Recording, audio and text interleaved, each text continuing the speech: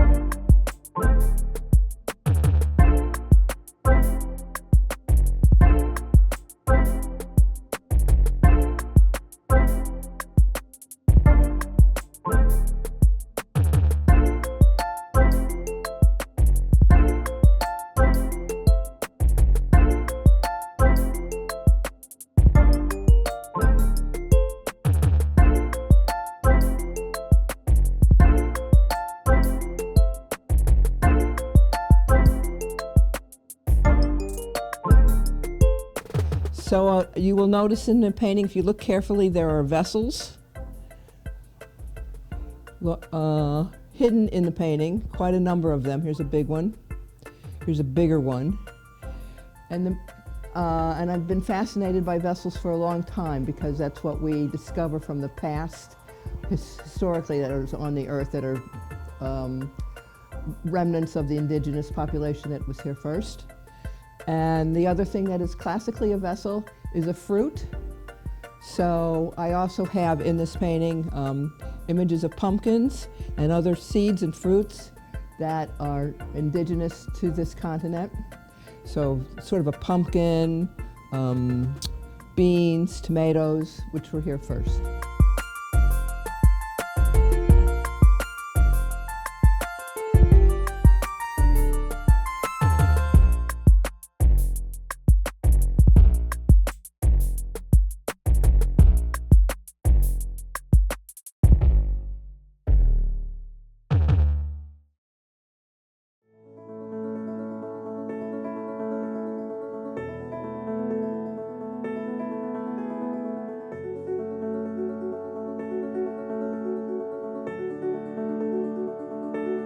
The theme was light, and I started to think about where light came from, why it was important, and how beautiful sunsets were as the light starts to fade. And I got into doing a lot of things with silhouettes, and I decided that I would give that a whirl for this painting. Basically, I did the sky to make sure I had light. And then I liked the idea of the shadow of the silhouettes, and it just kind of happened after that.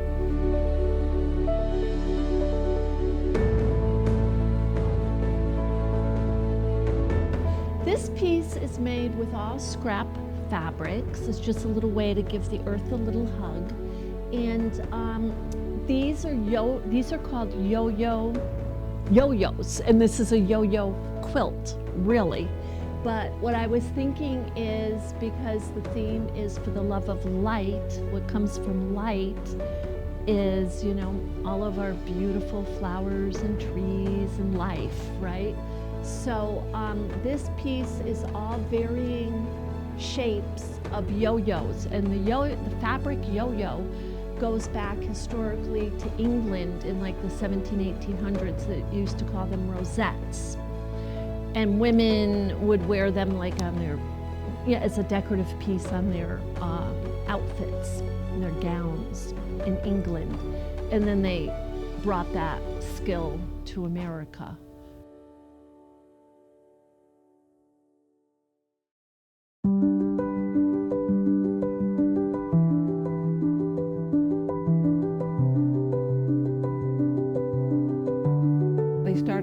life as a figurative, realistic landscape photo.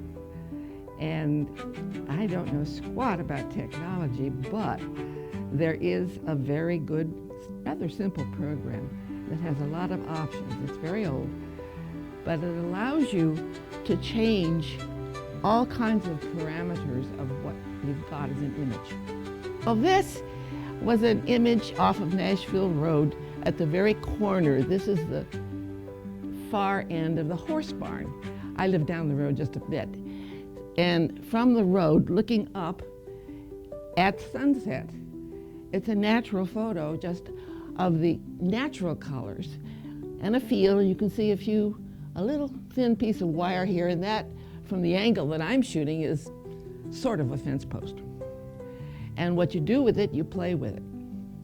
This one is an image up off of the Moyle River, and it is simply taken of the river in summertime. This originally was green.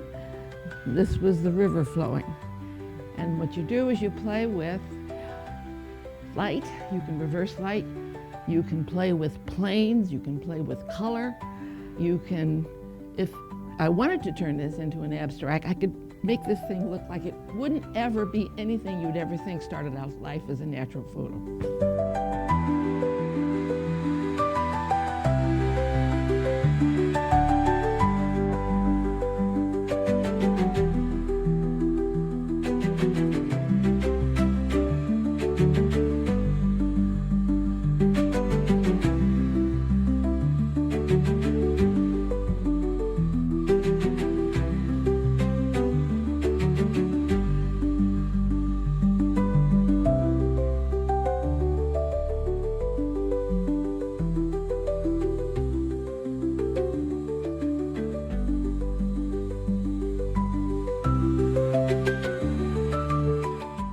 This is the solar eclipse on April 8th, 2024. And this is the Ticonderoga at the Sheldon Museum at the Winter Lights exhibition in 2024. This one I took at a friend's house. He had a party with a bunch of friends when the solar eclipse came out. And we were fortunate, being in Vermont, that it was clear enough so that we got good display of the solar eclipse. Interesting thing for this one here, I ended up having to buy a special filter, neutral density filter, a very strong one that, in order to take pictures of the sun, I had to get, because otherwise I'd burn out my sensor on the camera. So it's a one-time use, I think. The Ticonderoga piece, my wife and I went there in 2024 in December, and we just walked around and I took shots. That one was a panoramic shot that I stitched together, and it was pretty neat. It was very beautiful with the lights on the snow.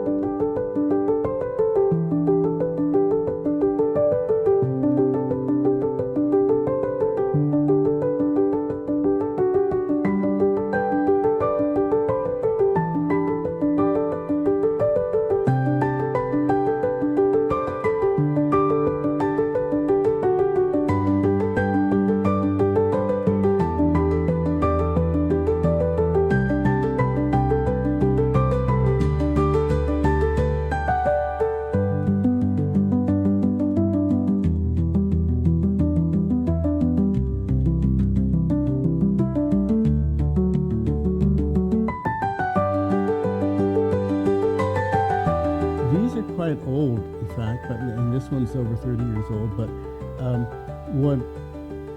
I still work more or less the same way, and I start with an objective. Say, I'm trying to catch the light coming through the trees from the background, and in the process I discover compositions. And as I'm working, it sounds funny, but the painting sort of tells me what it needs here and there on different parts of the picture to create a cohesive statement.